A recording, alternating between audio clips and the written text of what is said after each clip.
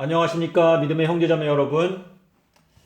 저는 오늘 이 시간에 두 증인의 사명이라고 하는 제목으로 여러분께 말씀을 드리고자 합니다. 저희가 이사야서 6장 8절에 보시면 주께서 가라사대 내가 누구를 보내며 누가 우리들을 위해서 갈꼬 라고 말씀하셨을 때 이 이사야 선지자가 주여 내가 여기 있나이다. 나를 보내소서라고 대답을 하였습니다.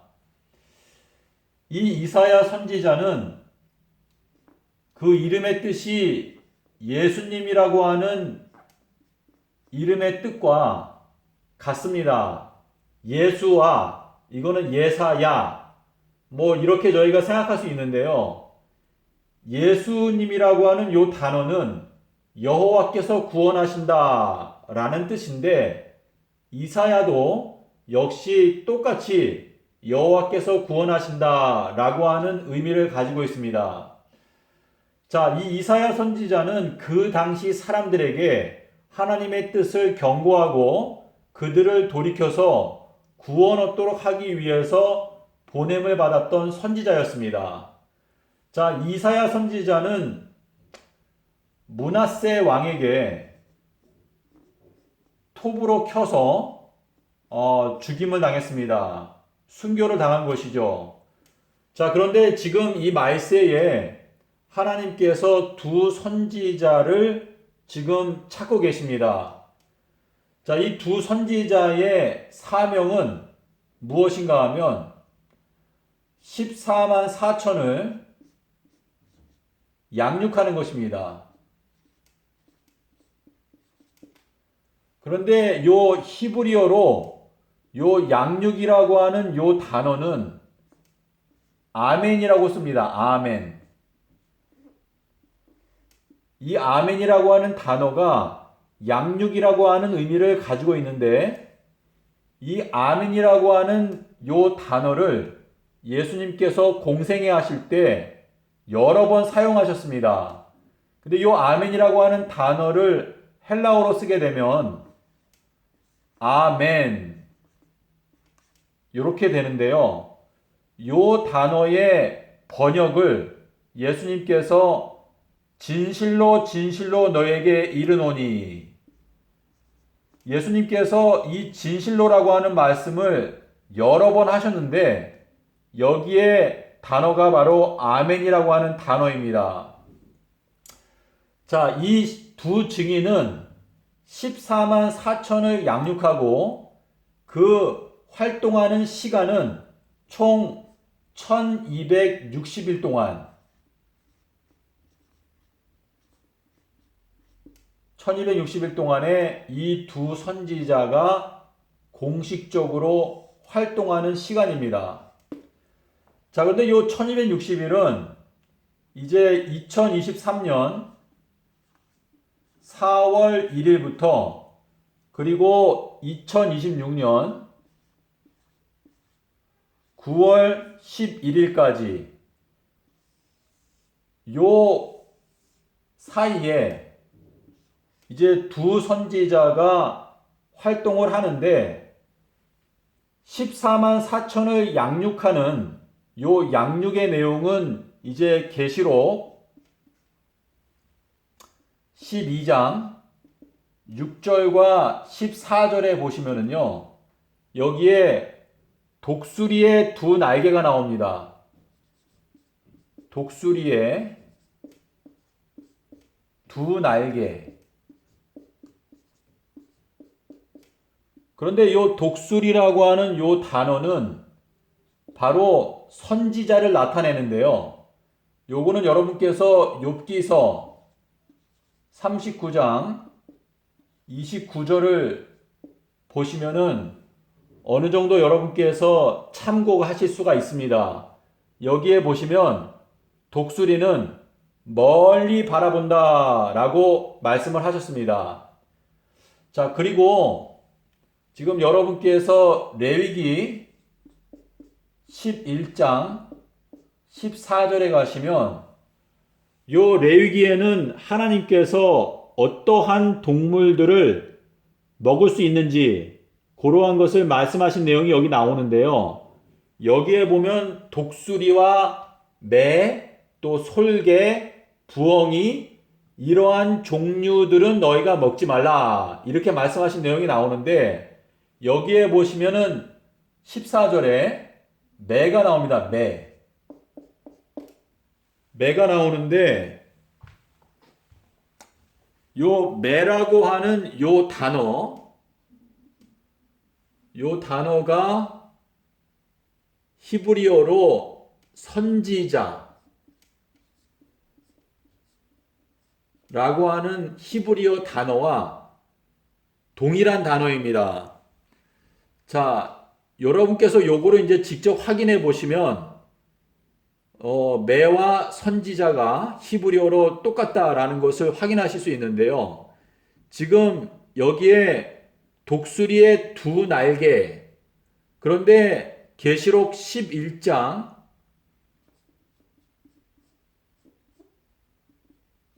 3절에 보시면 여기에는 두 선지자가 나오죠. 두 선지자. 그래서 요 두 선지자와 두 날개는 사실상 같은 것을 말하는 것입니다.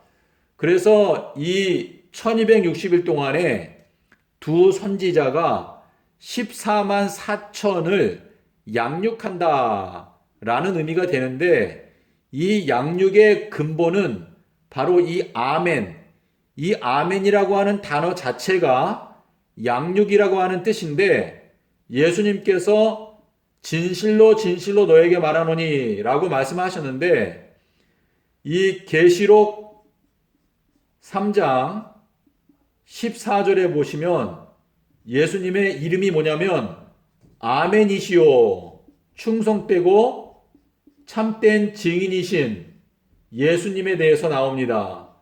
그래서 이 1260일 동안 양육을 한다 라고 하는 이 말씀은 이 두 증인이 예수님의 말씀을 가지고 여러분 여기 계시록에 보시면 11장에 내가 나의 두 증인에게 권세를 주리니 결국은 이 두 증인은 예수님을 증거하는 선지자들입니다. 그래서 이 두 증인이 1260일 동안 양육을 할 때 그 양육하는 그 말씀은 바로 예수님의 말씀이다 라는 것을 여러분께서 이해하실 수 있습니다. 자, 이 두 선지자가 1260일 동안에 양육을 하고 또 예언한다라고 적혀 있습니다. 예언.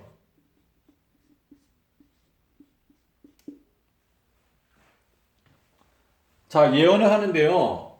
여러분께서 고린도전서 14장 22절에 보시면 여기에 예언과 그리고 방언 요 두 가지 은사가 비교되어서 설명되었는데 예언의 은사는 믿는 자를 위해서 주신다고 했습니다. 믿는 자. 그리고 이거는 불신자 를 위해서 주신다고 그랬거든요. 그래서 지금 두 선지자가 활동하는 요 1260일이라고 하는 요 기간은 믿는 자를 위해서 활동하는 시간입니다. 자, 우리가 이 예수님의 제자들의 생애를 보면 예수님의 제자들은 오순절 때 성령을 받았습니다. 오순절 때 성령을 받고 그 다음에 방언을 하게 되었습니다. 방언. 자, 근데 이 제자들이 오순절 이전에는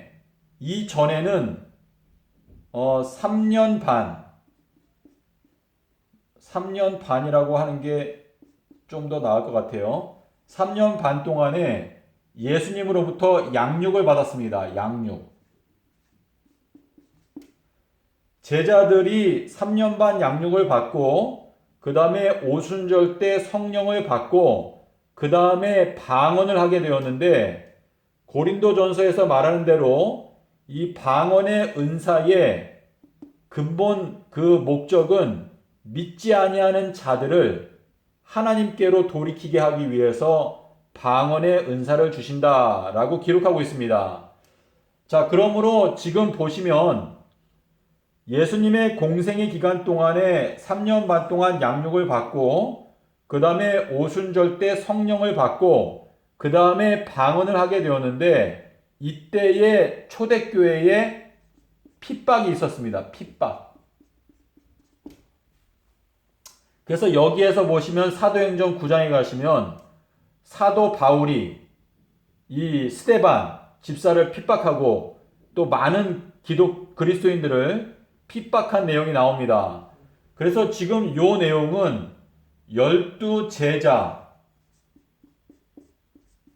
12제자가 걸어가는 길인데요. 이 말세에는 12지파, 이 12지파가 걸어가는 길은 12제자가 걸어갔던 길과 똑같습니다. 그래서 12지파는 이거는 이제 쉽게 말하면 14만 4천인데, 이 14만 4천은요 1260일 동안 양육을 받습니다. 양육. 요 양육받는 얘기가 계시록 12장에 나오죠. 그래서 양육을 받고 그 다음에 역시 성령으로 인침을 받습니다.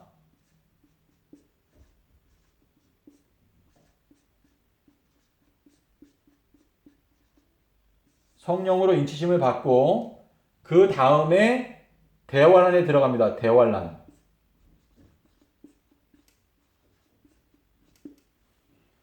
자, 그래서 지금 이 두 선지자는요 14만 4천을 양육하게 되고, 두 선지자가 갖게 되는 특권은 뭐냐면, 이 두 선지자는 대환란에 들어가기 전에 요 시점에서 승천합니다. 승천.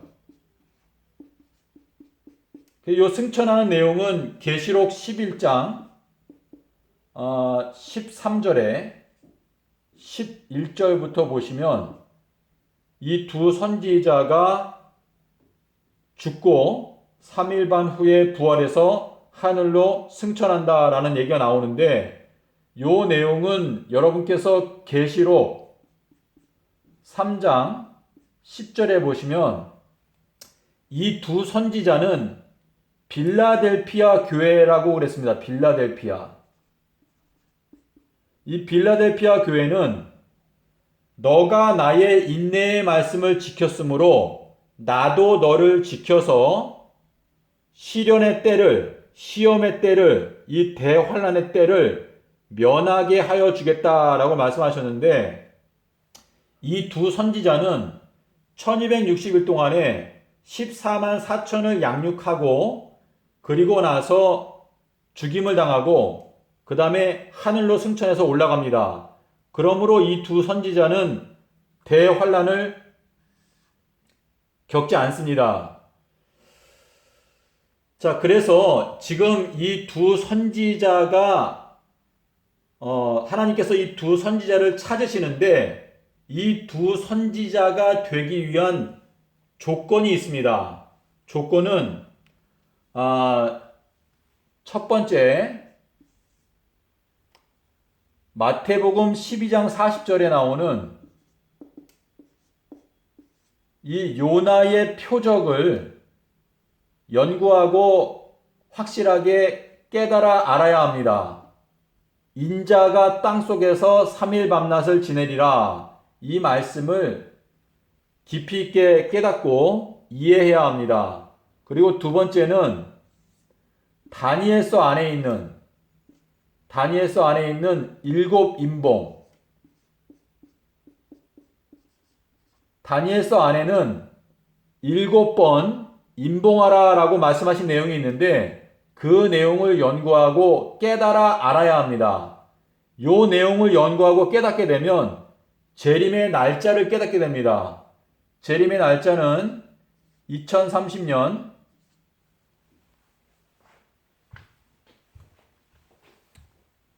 4월 18일인데요. 요 날이 보름달이 뜨는 날입니다. 보름달. 그래서 요 보름달 뜰 때 예수님이 재림하신다라고 하는 것은 잠언 7장 20절에서 말씀하셨는데, 이 보름달이라고 하는 단어가 히브리어로 캐세 이렇게 기록하는데요. 요 단어는 보름달을 의미하기도 하지만 역시 보좌라는 것을 동시에 의미합니다. 그래서 여러분께서 구약 성경을 찾아보시면 보좌라고 하는 단어도 이렇게 기록하고 보름달이라고 하는 단어도 이렇게 기록합니다. 그래서 이 마태복음 19장 28절에 보시면은요, 인자가 자기의 보좌에 앉게 될 때에 그 천사들과 함께 영광 중에 온다 라고 기록했는데, 이것은 바로 보름달이 뜰 때에 이 인자가 보좌에 앉아서 그 천사들과 함께 이 땅으로 온다라는 것을 설명하고 있습니다. 자, 그런데 요 재림하시는 날짜는 역시 또 큰 날이다 라고 설명하고 있는데, 요 큰 날은 계시록 6장 17절 그리고 17장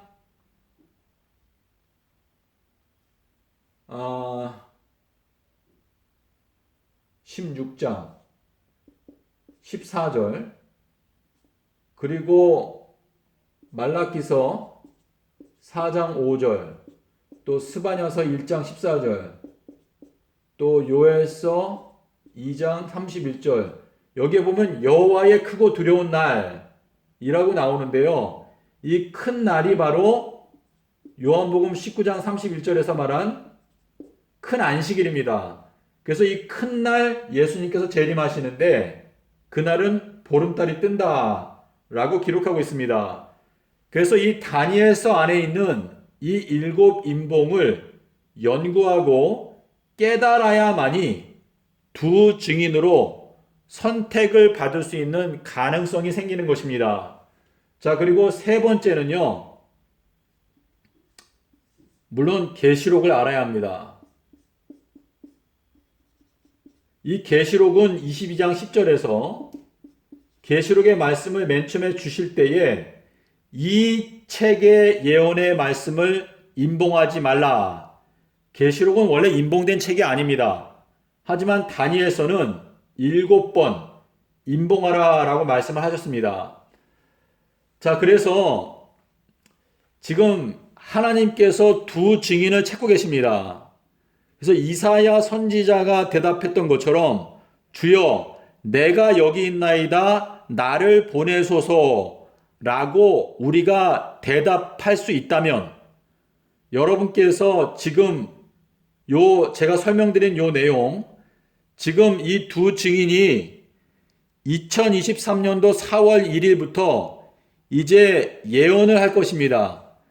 예언을 한다는 것은 이 예언의 말씀을 깨닫기 때문에 구체적으로 어떠한 일들이 일어나게 되는지를 깨닫게 되는 그 사람이 두 증인으로 선택을 받고 그리고 예언을 할 수 있게 되는 것입니다. 자, 그러므로 지금 시간이 한 3년 반 정도 남았습니다. 여러분, 기드온의 300명, 자, 기드온의 이 군사들을 뽑을 때 왔던 사람들이 한 3만 1000명, 제 기억으로 3만 1000명인데요. 3만 1000명 중에서 300명을 뽑았습니다. 하나님께서 이 말세에 지금 마지막 대쟁투, 사단과 예수님 사이에서 이 전쟁이 벌어지는데, 예수님께서 내가 누구를 보내며 누가 우리들을 위해서 갈꼬 라고 지금 사람을 찾고 계십니다. 자, 그런데 지금 하나님께서 이 두 사람을 찾고 계시는데 이 두 증인으로 선택받기 위해서 자원하는 사람들이 많이 일어나야 할 것입니다. 그래서 요 내용을 여러분께서 연구하고 깨닫고 두 증인으로 선택받기 위해서 열심히 노력하다 보면 두 증인으로 선택을 받을 수도 있고 두 증인으로 선택을 받지 못한다면 14만 4천에 들어가서 이 선택을 받는 영광을 받게 되고 또 역시 이 기간 동안에 두 증인을 도와서 14만 4천을 양육하는 일에 여러분께서 함께 협력하실 수 있게 될 것입니다. 믿음의 형제자매 여러분, 지금 요 1260일 동안에는 비가 오지 않습니다. 자, 그러므로 이 비가 안 올 때 하나님을 믿는 사람들 뿐만 아니라 여러 이방인들도 참된 하나님의 존재에 대해서 마음 가운데 인식할 수 있게 될 것입니다. 그러므로 저희가 지금, 자, 여러분 제가 여기 지금 12제자와 12지파에 대해서 지금 이렇게 적었는데요. 여러분께서 지금 마태복음 10장 5절의 말씀과 그리고 마태복음 28장 19절 요 두 말씀은 서로 상반되는 내용입니다. 자, 왜 상반되는지 제가 잠깐 설명을 드리겠습니다. 자, 여기에 보시면은요, 예수님께서 여기에서 말씀하시기를 사마리아인에게도 가지 말고 이방인에게도 가지 말고 잃어버린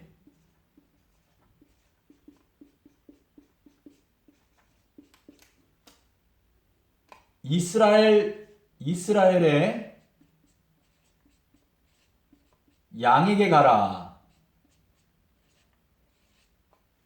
자, 마태복음 10장에서는요, 예수님께서 12제자를 선택하시고, 그 다음에 그 12제자들에게 이제 짝을 지어서 보내시면서 전도하라고 이렇게 명령을 내리실 때, 너희가 사마리아인에게도 가지 말고, 이방인한테도 가지 말고, 잃어버린 이스라엘의 양들에게 가라. 라고 명령을 하셨습니다. 자, 그런데 지금 여기 마태복음 28장 19절에 보시면은요, 너희는 가서 모든 족속으로, 여러분 여기 모든 족속이라고 되어 있죠? 족속.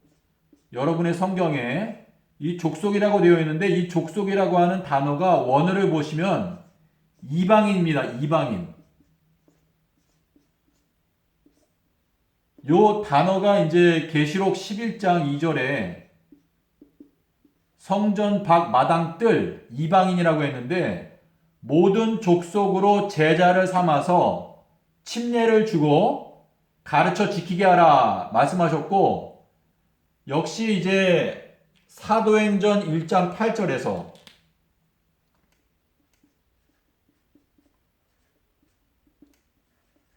사도행전 1장 8절에 보시면 성령이 너희에게 임하시면 너희가 권능을 받고 온 유대와 그리고 사마리아와 그리고 땅끝까지,